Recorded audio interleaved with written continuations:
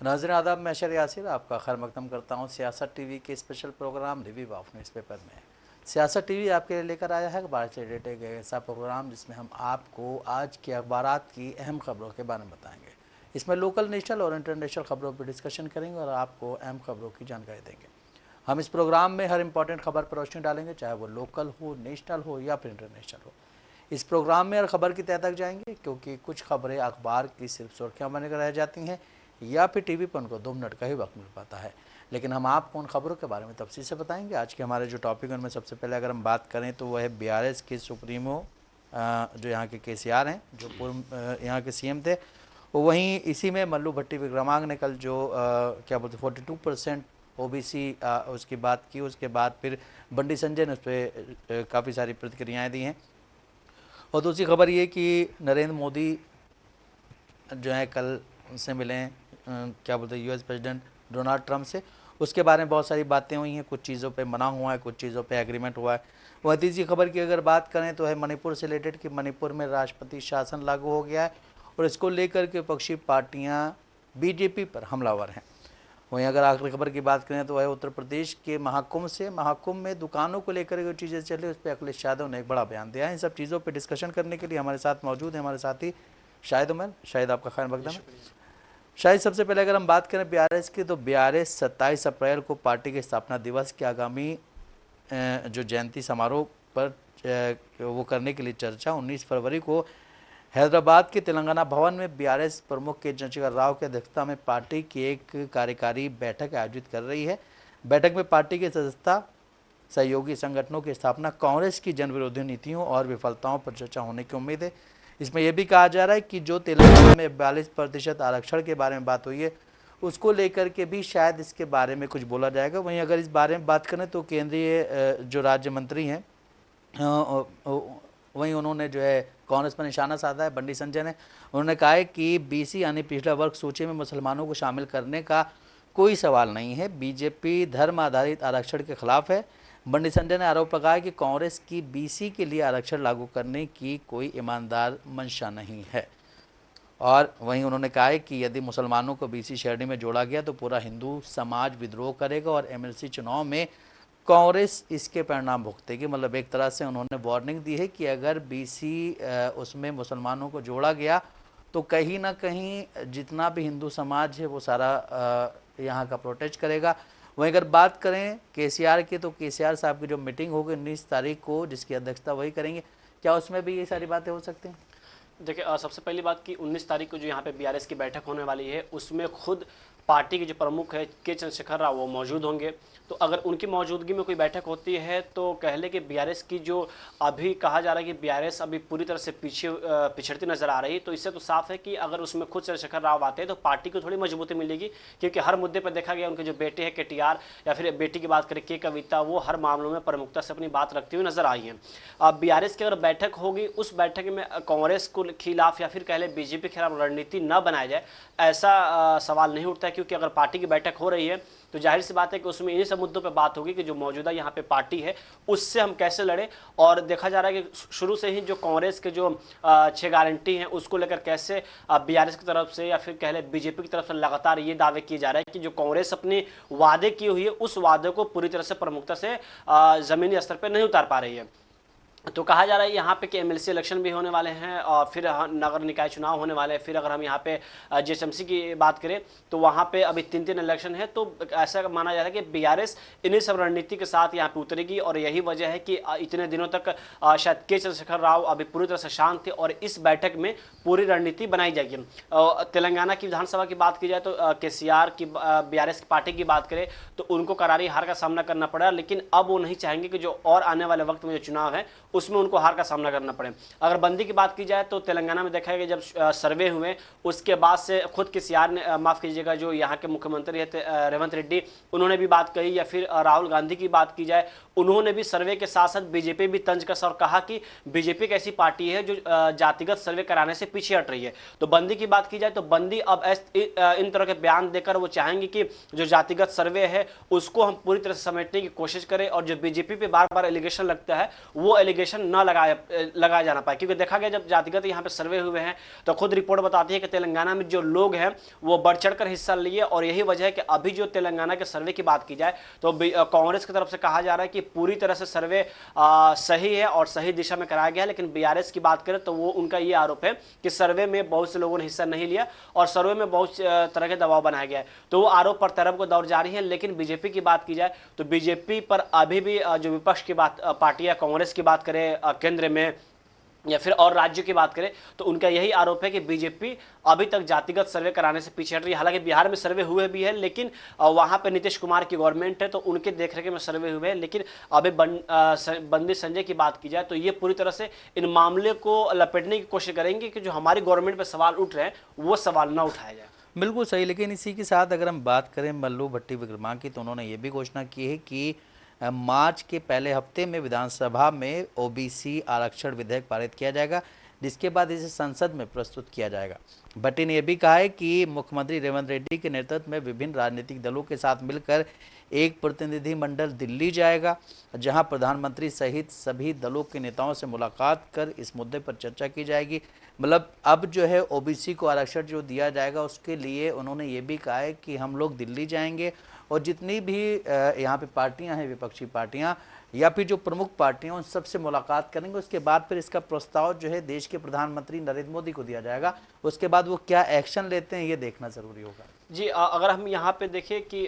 जो अभी यहाँ पे जो सर्वे हुए हैं इसमें ये कहा जा रहा है कि इस सर्वे को लेकर गवर्नमेंट, कांग्रेस जो गवर्नमेंट है इसलिए भी पूरी तरह से मुस्तैदी दिखा रही है या इस पे बात की जा रही है क्योंकि यहाँ पे जो नगर निकाय चुनाव होने वाले हैं उसमें जातिगत जो सर्वे हुए, जो कास्ट सर्वे हुए, उसकी काफ़ी अहम भूमिका मानी जाएगी। और यही वजह है कि अभी भी कांग्रेस इसको नेशनल लेवल पर या फिर कह लें केंद्र सरकार तक पहुँचाने की पूरी तरह से कोशिश कर रही है, ताकि अगर वहाँ पर ये चीज़ें पारित नहीं हो पाती हैं या फिर अगर कोई इसमें अड़ंगा बनता है तो मतलब कह ले कि कांग्रेस की तरफ भी एक पूरी तरह से सवाल या निशान खड़ा करने का एक वक्त मिल जाएगा कि जो बीजेपी गवर्नमेंट वो नहीं चाह रहे इस चीज़ को हम और आगे बढ़ा पाए। बिल्कुल सही। जिस तरह से हम बात कर रहे थे देश के प्रधानमंत्री, तो देश के प्रधानमंत्री नरेंद्र मोदी इस वक्त अमेरिका के दौरे पर हैं और उन्होंने कल डोनाल्ड ट्रंप से मुलाकात की है। इस मुलाकात पर सबकी नज़र टिकी हुई थी। हालांकि सबको उम्मीद यही थी कि टैरिफ जैसे गंभीर मुद्दे पर बात बनेगी, लेकिन वैसा कुछ भी नहीं हुआ।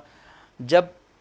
हमारे देश के प्रधानमंत्री प्रेस कॉन्फ्रेंस कर रहे थे तो एक पत्रकार ने कहा कि गौतम अडानी के मामले को लेकर जब सवाल पूछा तो सवाल का जवाब देते हुए देश के प्रधानमंत्री ने कहा है कि ये दो देशों के नेता निजी मामलों पर कोई बात नहीं करते हैं। और इसी को लेकर के कहीं ना कहीं कांग्रेस ने निशाना साधा है।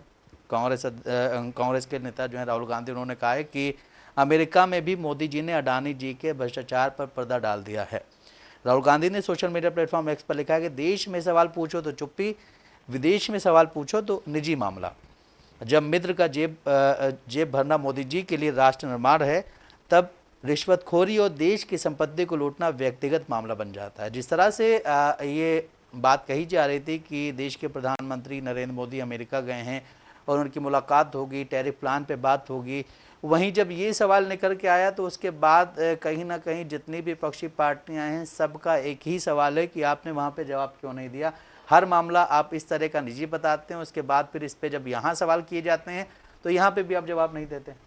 देखिए, प्रधानमंत्री मोदी की बात की जाए तो प्रधानमंत्री मोदी सबसे पहले अगर उनकी पहचान हो भी रही है तो इसलिए हो रही है कि वो देश के प्रधानमंत्री है और वो वहाँ पे खुद को रिप्रेजेंट नहीं कर रहे हैं बल्कि एक देश को रिप्रेजेंट कर रहे हैं। वहाँ पे अगर उनसे सवाल किया जाता है तो उनकी जिम्मेदारी यही बनती है सवाल का जवाब दे, क्योंकि अगर अडानी का जब भी मामला आता है तो उनका नाम इस देश से जुड़ा हुआ है और जब भी अडानी का मामला सामने आएगा तो देश की बदनामी होगी। विपक्ष ने कहा कि जब भी देश में सवाल किए जाते हैं तो उन सवालों के जवाबों से बचते हैं, विदेश में सवाल किए जाते हैं तो निजीगत मामला बताया जाता है। लेकिन मामला ये आपके देश से जुड़ा हुआ है, मामला आपके उस कंट्री से जुड़ा हुआ है जिसकी अलग अलग पहचान है। हर इस कंट्री के लोग हर देश में हैं, लेकिन वहां पे उनका जवाब न देना और ऐसे जवाब देकर निकल जाना तो इसे साफ दर्शाता है कि प्रधानमंत्री मोदी खुद किसको बचाने में लगे हुए हैं और किसको बचाने में नहीं लगे हुए हैं। अगर हम टैरिफ की बात करें तो जब से वहां पे डोनाल्ड ट्रंप की सरकार आई तब से ही देखा जा रहा है कि उनका जो बयानबाजी है या फिर वो कई तरह के ठोस कदम उठा रहे हैं। यहाँ तक कि प्रवासी लोगों की बात करें तो देखा गया कैसे उनके हाथों को सिक्कड़ से बांधकर पैरों में भी जंजीरें लगाकर कैसे कुछ रिपोर्ट्स बताती है 102 लोगों को, कुछ रिपोर्ट्स बताती है 104 लोगों को कैसे अमेरिकी प्लेन में बैठाकर उनको देश में छोड़ा जाता है। तो इस पर भी कई तरह के सवाल खड़े किए गए। अगर इस सिचुएशन में अगर हम बात करें किसी और गवर्नमेंट की सरकार होती या कोई राज्य का मामला होता तो अभी बीजेपी के लोग रोड पर प्रदर्शन करने के लिए तैयार हो जाते। लेकिन प्रधानमंत्री मोदी इन सब मामलों में अभी तक एक भी बात खुलकर नहीं बोले। पहली बात यह कि प्रधानमंत्री मोदी अभी तक इस देश में एक भी प्रेस कॉन्फ्रेंस नहीं किए हैं, और एक बार प्रेस कॉन्फ्रेंस हुआ भी तो उनका देखा गया हर बार इशारा बगल में बैठे अमित शाह की तरफ जा रहा था। मीडिया सवाल कर रही थी मोदी जी से, और मोदी देश के प्रधानमंत्री जवाब ना देकर जो अमित शाह हैं वो जवाब दे रहे थे। पहली बार जब अमेरिका में उन्होंने प्रेस कॉन्फ्रेंस किया और जब रिपोर्टर उनसे सवाल किए तो देखा गया कि कैसे वो रिपोर्टर के सवालों के जवाबों से बच रहे हैं। तो इससे ये साफ जाहिर हो रहा है कि प्रधानमंत्री मोदी आखिरकार प्रेस कॉन्फ्रेंस क्यों नहीं करते हैं। लेकिन एक वक्त था कि कैसे देखा गया जब डोनाल्ड ट्रंप जब गुजरात आए हुए थे, वहां पे उनको इस देश का मॉडल दिखाने के लिए जो झुग्गी झोपड़ियां थी उसको कैसे ग्रीन स्क्रीन से उसको ढक दिया गया, कैसे पोस्टर लगाया गया, मतलब पूरी तरह से दिखाने की कोशिश किया गया कि ये इंडिया भी पेरिस से कम नहीं है। लेकिन आज क्या हुआ, जब डोनाल्ड ट्रंप राष्ट्रपति बनते हैं उसके बाद से टैरिफ लगाने की बात की जाती है, वहां के जो अप्रवासी मजदूर है उनको निकालने की बात की जाती है। तो अपने देश पर भी या फिर कह रहे केंद्र सरकार पर भी गंभीर सवाल है कि आखिरकार आप जो हर बार ये दावा करते हैं कि इस देश में रोजगार है, तो अभी भी लोग इस देश से दूसरे देश में जाने को क्यों मजबूर है, और वो भी वो लोग जा रहे हैं जो डंक मार कर जा रहे हैं। तो ये आप पर भी सवाल खड़ा करता है कि आखिर ये सिचुएशन क्यों पैदा हो रहा है। और आप जब एक तरफा ये बोलते हैं कि हमारी जो दोस्ती है वो अमेरिका से अच्छी है, ट्रंप से अच्छी है, तो फिर ट्रंप आप इंडिया के खिलाफ या फिर बोल रहे टैरिफ के मामले में आप या फिर ट्रंप खुलकर क्यों नहीं बोल रहे हैं। जो अभी अप्रवासी मजदूरों का मामला सामने आया, जो वहां पे जाकर फिर उनको वापस यहाँ पे लाया गया डंक मारकर, जो वहां से लोग जा रहे हैं, तो उन पे भी आप अभी तक प्रमुखता से क्यों नहीं बात कर पा रहे हैं। बिल्कुल सही। जिस तरह से हम देश के प्रधानमंत्री नरेंद्र मोदी की बात करें तो अभी एक रिपोर्ट सामने आई जिसमें कहा गया है कि देश में 73% 74% हेट स्पीचेस के मामले बढ़े मुसलमानों के खिलाफ। इसमें एक डेटा जो दिया गया उसमें बताया गया किस किस टाइम पे कितनी कितनी हेट स्पीच दी गई, लेकिन इसमें एक ब्यौरा भी पेश किया गया। इसमें ये कहा गया है कि राजस्थान के बांसवाड़ा में प्रधानमंत्री मोदी के विशेष रूप से परेशान करने वाले भाषण का उल्लेख किया गया है, जहां उन्होंने अपने ही देश के नागरिकों के एक वर्ग को घुसपैठिया और ज़्यादा बच्चे पैदा करने वाला बोलकर संबोधित किया था। भाषण से पहले 16 मार्च से 21 अप्रैल के बीच 61 हेट स्पीच की घटनाएं हुई थी। मोदी के भाषण के बाद ऐसी घटनाओं में 3 गुना से ज़्यादा की बढ़ोतरी देखी गई है। मतलब आप ले दे के एक समुदाय को इस तरह से परेशान कर रहे हैं, एक समुदाय के खिलाफ इस तरह से भाषण दे रहे हैं आप, और आप अपने मंच पे उन नेताओं को बिठा रहे हैं जो कि एक विशेष समुदाय के खिलाफ भाषण दे रहे हैं। आप उनके पैर छू रहे हैं, एक बार नहीं 3 बार, जो कि दूसरे जो एक यहाँ का विशेष समुदाय है, ख़ासकर जो माइनॉरिटी की बात की जाती है उसमें मुस्लिम्स पे यहाँ पे ज़्यादातर इस तरह की हेट स्पीचेस दी जाती हैं, इस्लाम के ख़िलाफ़ स्पीचेस दी जाती हैं। कुछ ऐसे बाबा हैं जो इस तरह की स्पीचेस देते हैं, वो क्या बोलते हैं, कुछ राज्यों के मुख्यमंत्री उनके साथ घूमते नज़र आते हैं। इन सारी चीज़ों पे कहीं ना कहीं देश में एक आंदोलन उग्र हो सकता है, जिसको लेकर के देश के प्रधानमंत्री भी इसकी जद में आ रहे हैं, क्योंकि जो रिपोर्ट सामने आई है उसमें ये भी कहा गया है कि देश के प्रधानमंत्री ने जब इस तरह के बयान दिए हैं उसके बाद बीजेपी की जो ऑल लीडर्स हैं उनका और वो बढ़ा है मान, और उन्होंने इस तरह के जो कि बयान दिए जाते हैं उसमें बढ़ोतरी की और 3 गुना ज़्यादा बढ़ोतरी हुई है। वहीं अगर हम बात करें मणिपुर की, तो मणिपुर में राष्ट्रपति शासन लागू हो गया है। एन बीरेन सिंह ने इस्तीफा दे दिया। हालांकि 2 साल तक यानी 20 महीने तक चले इस पूरे खेल में जो भी वहाँ पे क्या बोलते हैं लोगों के साथ परेशानियाँ हुई हैं, जितनी भी चीज़ें हुई हैं, उन सबको जब एन बीरेन सिंह नहीं संभाल पाए तो उन्होंने अमित शाह से मुलाकात की। अमित शाह से मुलाकात करने के बाद वो इम्फाल गए, उन्होंने वहाँ के जो राज्यपाल हैं उनको इस्तीफ़ा दे दिया। इस्तीफ़ा देने के बाद कल रात तक टाइम था, अगर बीजेपी अपना कोई कैंडिडेट बता देती कि हाँ ये चीफ मिनिस्टर बनेगा, नहीं बना। उसके बाद राष्ट्रपति शासन लग गया। राष्ट्रपति शासन लगने के बाद कांग्रेस पार्टी ने हमला बोला है।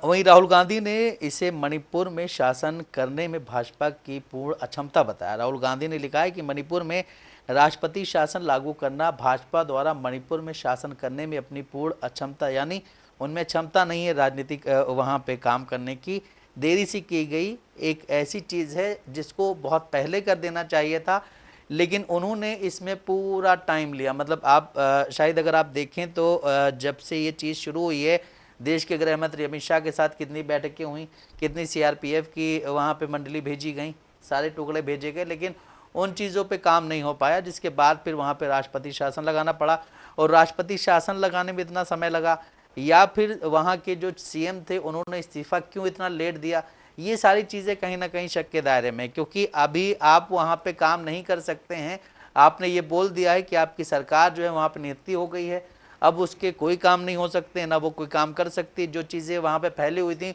उसको भी आप समेट नहीं पाए, मतलब जो वहाँ पे दंगे फैले हुए थे, जो चीज़ें हो रही थी वहाँ पे, उन चीज़ों को भी आप समेट नहीं पाए। इस वजह से आपने इससे पल्ला झाड़ लिया और आपने वहाँ इस्तीफा दे दिया। लेकिन अब वहाँ पे हालात किस तरह ठीक होंगे, क्योंकि अब सारी चीज़ें केंद्र के हाथ में आ गई हैं। अब यहाँ से वहाँ पे फौज भेजी जाएगी और वहाँ के लोगों का किस तरह से इस्तेमाल होगा, या वहाँ के लोगों को किस तरह से आराम मिलेगा, इन सब चीज़ों पे क्या कहेंगे आप?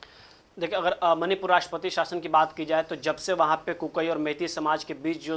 लड़ाई छिड़ी हुई है, उसी वक्त से देखा गया कैसे जो विपक्ष है वो लगातार केंद्र सरकार पे हमलावर रहा, वहाँ की जो गवर्नमेंट उस पर हमलावर रहा। लेकिन बीजेपी की बात करें या फिर राज्य में जिनके साथ ये अलायंस है, वो ये बात मानने को मजबूर नहीं थे कि वहाँ की जो सिचुएशन है वो हमारे हाथ से निकल चुकी है। अभी भी बीजेपी पूरी तरह से इस बात को लेकर असंतुष्ट थी कि हम सारे मामलों को सुलझा लेंगे, और आखिरकार जब ये मामले सामने आए और जब मणिपुर का अभी भी सिचुएशन सही नहीं हुआ, तो लास्ट में जाकर इनको इस्तीफा देना पड़ा। इस्तीफा देने के बाद से ही जब इस्तीफा की खबरें सामने आई, तब से ये कयास लगाए जा रहे थे कि वहाँ पर राष्ट्रपति शासन लागू होगा। लेकिन फिर भी बीजेपी पूरी तरह से जो वहाँ की माहौल है उसको समेटने की कोशिश की, और वो दिखाना चाहती थी कि हमारी जो गवर्नमेंट है वो अभी भी वहाँ पे पूरी तरह से ताकतवर है और वहाँ पर राष्ट्रपति शासन नहीं लगेगा। लेकिन कल फाइनली वहाँ पर राष्ट्रपति शासन लागू हो गया। अब सवाल ये भी है कि जो बीजेपी एक वक्त ऐसा दिखाना चाह रही थी कि हमारे पास लोग हैं और हम राष्ट्रपति शासन नहीं लागू करने देंगे, लेकिन अभी अब ये माना जा रहा है कि बीजेपी के पास भी अब कोई विकल्प नहीं था और आखिरकार उनको भी झुकना पड़ा और वहां पर राष्ट्रपति शासन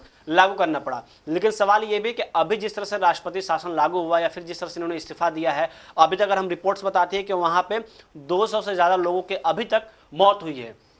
ये 200 की जो संख्या बताई जा रही है अभी रिकॉर्डेड है, अभी अनरिकॉर्डेड कितने लोगों की मौत हुई है इसका अभी कोई रिकॉर्ड नहीं है। वहां पे देखा है कैसे तस्वीरें सामने आई कि नंगन करके लोगों को घुमाया गया, औरतों को घुमाया गया, वो भी जो मिलिट्री में थे उनके फैमिली को ऐसे टॉर्चर किया गया। तो आप समझ सकते हैं कि जब पूरा मणिपुर जल रहा था, उस वक्त जब गवर्नमेंट को कोई कड़ा एक्शन लेना था, तो उस वक्त वो ये दिखाने की कोशिश कर रहे थे कि अभी भी जो वहाँ की जो सिचुएशन है पूरे हमारे हाथ में है, जो कंट्रोल है। लेकिन आखिरकार अब उनको राष्ट्रपति शासन लागू करना पड़ा। लेकिन अब देखने वाली बात होगी कि राष्ट्रपति शासन लागू होने के बाद वहाँ पे जो अभी हिंसा भड़की हुई है वो कितना संतुलन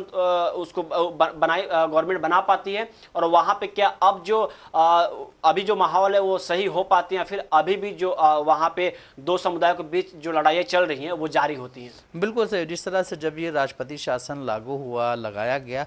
उसके बाद ही राहुल गांधी ने एक चीज़ और कही। उन्होंने कहा है कि कांग्रेस पार्टी काफ़ी टाइम से राष्ट्रपति शासन लागू करने की मांग कर रही थी, लेकिन जब बीजेपी को ऐसा एहसास हो गया कि अब ये हमारे बस से बाहर है और पूरा इंतज़ार करना मतलब उन्होंने किया, हर चीज़ की, लेकिन उसके बाद भी जब चीज़ें कंट्रोल में नहीं आई तो उन्होंने फिर राष्ट्रपति शासन लगाया। वहाँ के जो चीफ मिनिस्टर हैं उनको बहुत पहले इस्तीफा दे देना चाहिए था। ये भी कहा जा रहा है कि कांग्रेस वो लाने वाली थी प्रस्ताव, लेकिन उससे एक दिन पहले उन्हें वहाँ पे उन्होंने इस्तीफा देने की वजह यही है क्योंकि कहा जा रहा था, मीडिया रिपोर्ट्स में बताए जाते हैं कि जो सदन चलने वाली थी, विशेष सत्र जो होने वाले थे, उससे पहले जो बीरेंद्र सिंह है उन्होंने बैठक बुलाई। 40 विधायकों में से 20 विधायक वहां पे शामिल हुए, क्योंकि इनके जो खेमे के विधायक है वो खुद इनसे आपत्ति जता चुके हैं, नाराज चल रहे थे। और कहा यह भी जा रहा था कि जो इनके विधायक है वो खुद प्रधानमंत्री मोदी से मिलने के लिए वक्त मांग रहे थे, लेकिन उनको वक्त नहीं मिल पा रहा था। जब बैठकें हुई तो इनको पता चल गया कि अब यहाँ पे स्पेशल सेशन बुलाया जाएगा, गवर्नमेंट जा सकती है, तो उससे पहले बीरेंद्र सिंह खुद वहां पे इस्तीफा दे दिए। लेकिन अब आप ये भी देखिए कि अभी आपने बताया कि इनके जो विधायक थे वहाँ बीजेपी के ही, जो कि मणिपुर में जो हिंसा चल रही है उससे रिलेटेड बात करना चाह रहे थे, देश के प्रधानमंत्री नरेंद्र मोदी से मुलाकात करना चाह रहे थे, लेकिन उन्होंने वक्त नहीं दिया मिलने का। सबसे बड़ी चीज़ ये कि आप एक देश के प्रधानमंत्री हैं और एक ऐसा राज्य है जहाँ पे सारी चीज़ें चल रही हैं, जहाँ आपकी सरकार है और वहाँ पे आपके लीडर्स आपसे मिलना चाहते हैं, लेकिन आप मिलने को भी राज़ी नहीं हैं, आप बात करने को भी राज़ी नहीं हैं और आप वहाँ जाने को भी राज़ी नहीं हैं। तो कहीं ना कहीं आप सिर्फ ऐसी जगह जाना पसंद करते हैं जहाँ पे विपक्षी सरकार हो,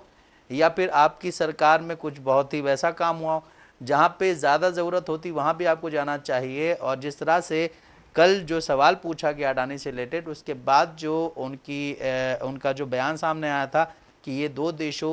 देश के नेता जब आपस में मिलते हैं तो इस तरह की कोई बात नहीं होती, ये हमारा निजी मामला है। वहीं राहुल गांधी ने ये भी कहा जब हम यहाँ पूछते हैं तो यहाँ वो चुप्पी साध लेते हैं, यहाँ वो ये कहते हैं कि ये फालतू के मुद्दे उठा के लाते हैं, संसद नहीं चलने देते हैं। ये सारी चीज़ें कहीं ना कहीं देश में इस वक्त के जो हालात हैं,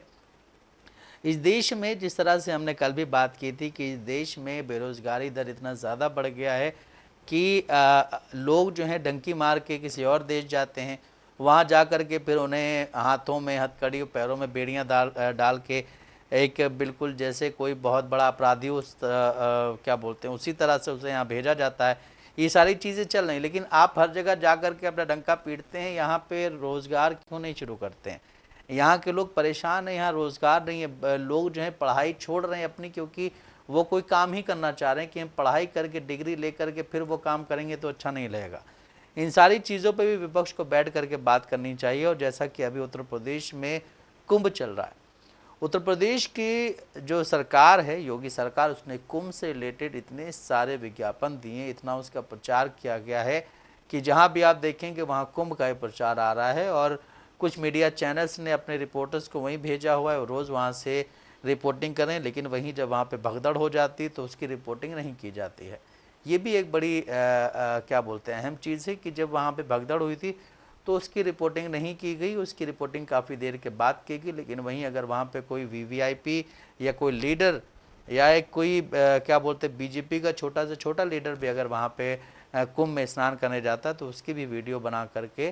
कुछ रिपोर्टर्स भेज देते हैं। लेकिन जिस तरह से कुंभ में अभी जो भीड़ है, उस भीड़ को देखते हुए इतनी ज़्यादा वहाँ के लोगों को परेशानियाँ हो रही हैं, उसी को लेकर अखिलेश यादव ने एक बात बोली है कि कुंभ में जिन लोगों ने दुकानें लगाई हैं,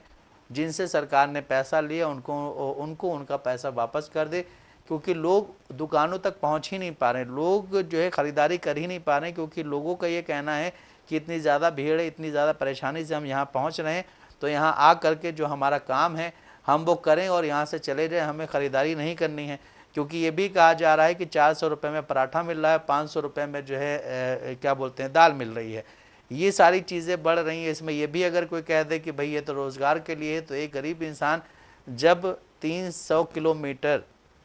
या फिर 15 किलोमीटर अगर वो पैदल चल के जाता है, जहाँ से आपने सारे रूट बंद कर दिए हैं, वहाँ इतना ट्रैफिक जाम लगा हुआ है, 2 वे है तो 1 वे आपने चालू कर रखा है, उसमें गाड़ियाँ आ रही हैं जा रही हैं। इसको लेकर के प्रयागराज के लोगों का ये भी कहना है कि हम लोगों को घर में कैद कर दिया गया है, हम लोग बाहर भी नहीं निकल सकते, और हम लोग अगर बाहर निकलेंगे तो हम लोग जाएंगे कहाँ? वहाँ के जो लोकल लोग हैं उस एरिया के, उनको काफ़ी ज़्यादा परेशानियाँ हो रही हैं, क्योंकि वो मार्केटिंग नहीं कर पा रहे हैं। जहाँ पे मार्केट लगता है वहाँ पे आपने गाड़ियाँ खड़ी कर रखी हैं, काफ़ी सारी चीज़ें हो रही हैं। और इसको लेकर के अभी जो 2027 में विधानसभा चुनाव आएगा तो वो कहीं ना कहीं से भी भुनाने की कोशिश की जाएगी। देखिए, आज 33वें दिन भी जो कुंभ है उसको लेकर रोड पे काफ़ी भारी तादाद में ट्रैफिक है। आज जो मीडिया रिपोर्ट्स बता रही हैं कि देखा गया कुंभ मेले की अगर बात की जाए तो उसमें सबसे बड़ा एक जो अहम मसला रहा वो ट्रैफिक भी रहा कि किस कदर वहाँ पे ट्रैफिक को लेकर लोग सवाल भी खड़े कर रहे हैं, वक्त पे लोग नहीं पहुँच पा रहे। यहाँ तक कि जो और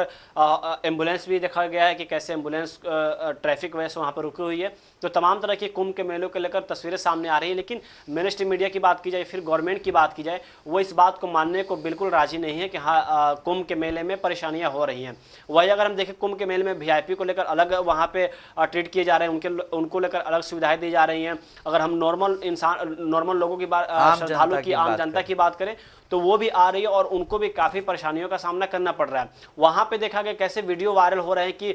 चलते जो ट्रेन है वहाँ पे जो एसी कोच है उसके शीशे तोड़े जा रहे हैं। यहाँ तक कि जो इंजन है, जो ड्राइवर होते हैं ट्रेन को चलाने के लिए, उस वहाँ पे यात्री पहुँच जा रहे हैं, क्योंकि उनको पता है ही नहीं कि ये बोगी है या फिर इंजन जो ड्राइवर जो जहाँ से ये इसको कंट्रोल करता है वो हिस्सा है। लेकिन अब देखा जाए कि गवर्नमेंट, अब लोग सोशल मीडिया पे ये भी सवाल खड़ा कर रहे हैं कि आखिरकार एक वजह प्रधानमंत्री मोदी कहते थे कि कपड़ों से हम पहचान सकते हैं, तो अब इनको वो कपड़ों से क्यों नहीं पहचान पा रहे कि ये लोग कौन हैं। हमने देखा कि अभी किस तरह से मीडिया में ये भी चीज़ें सोशल मीडिया पर खुलकर सामने आ रही हैं कि जो लोग पैदल जा रहे हैं उनको थोड़ा सा सफर कराने के लिए जो वहाँ पे लोग हैं वो भी आपदा में अवसर ढूंढकर और 1 किलोमीटर के लिए 100 रुपये ले रहे हैं। खाने की अलग परेशानी है, जाने की अलग परेशानी, तमाम तरह की वहाँ की जो परेशानियों को लेकर तस्वीरें सामने आ रही है। लेकिन गवर्नमेंट जो है वो मानने को राजी नहीं है कि यहाँ पे अभी जो हमने तय किए थे या फिर हमने जो वहाँ पे चीज़ें लगाई थी या फिर हमने जो श्रद्धालुओं के लिए जो इंतजाम किए थे उसमें हम फेलियर रहे हैं। और अभी भी वहाँ पे श्रद्धालु की बात करें तो लाखों की तादाद में लोग जा रहे हैं, लेकिन अभी भी जो हम देखें कि कैसे जो गवर्नमेंट प्रॉपर्टी है, सरकारी प्रॉपर्टी है, उसको तोड़े जा रहे हैं, ज़बरदस्ती कैसे गुंडागर्दी की जा रही है। लेकिन अभी इस पर गवर्नमेंट की तरफ से ना कोई एडवाइजरी जारी की जा रही है और ना उन लोगों को सतर्क किया जा रहा है कि जो ऐसे चीज़ों को तोड़कर जो प्रॉपर्टी है उसको नुकसान कर रहे हैं, ना उन पर कोई FIR दर्ज की जा रही है। बिल्कुल सही हो। जिस तरह से आपने बताया कि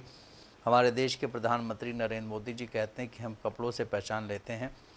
तो ये तो वीडियोस भी वायरल हो रही हैं और ये कोई पहली बार नहीं, इससे पहले भी कई बार ऐसी चीज़ें हो चुकी हैं कि उसकी वीडियोस भी सामने आई हैं, लेकिन उन लोगों पे कोई एक्शन नहीं लिया गया है क्योंकि वो एक विशेष उससे आते हैं, धर्म से आते हैं, समुदाय से आते हैं, जिसको लेकर के ये कहा जाता है कि हिंदुस्तान में उन्हीं का राज है। और अभी कुछ दिन पहले ही कुंभ में एक ऐसी विज्ञापन लगा था, एक ऐसा एडवर्टीजमेंट लगा था जिसको लेकर के भी काफ़ी पार्टियों ने विरोध किया था। उस पर लिखा था हिंदुस्तान, हिंदुस्तान को हटा के हिंदुस्तान लिखा हुआ था, तो उसको लेकर के काफ़ी सारी चीज़ें हुई थी। तो आप देखिए कुछ लोग हैं, कुछ पॉलिटिशियंस हैं जो कि इस तरह के बयानात देते हैं, कुछ पॉलिटिशियंस या कुछ पार्टीज़ ने ऐसे बाबाओं को हायर किया हुआ है जिनसे ये बयान दिलवाए जाते हैं। ये सारी चीज़ें चल रही हैं और फिर जब देश के प्रधानमंत्री किसी और देश में जा कर के प्रेस कॉन्फ्रेंस गलती से करनी पड़ जाती है तो वहाँ पे वो जवाब नहीं दे पाते, उसके बाद कहते हैं कि ये हमारा पर्सनल मामला है। तो नाज़रीन, जैसा कि आपने देखा, हमने आपको न्यूज़पेपर्स के ज़रिए अहम खबरों से रूबरू कराया है। ऐसी ज़रूरी खबरों से रूबरू होने के लिए हमारे साथ इस प्रोग्राम से जुड़े रहें और अगर आपकी इस प्रोग्राम से रिलेटेड कोई भी राय है तो हमें कमेंट बॉक्स में ज़रूर लिखें। इसी के साथ हमारा प्रोग्राम ये ख़त्म होता है। मुझे और मेरे साथी शाहिद उमर को दी इजाज़त। आप बने रहें सियासत TV के साथ।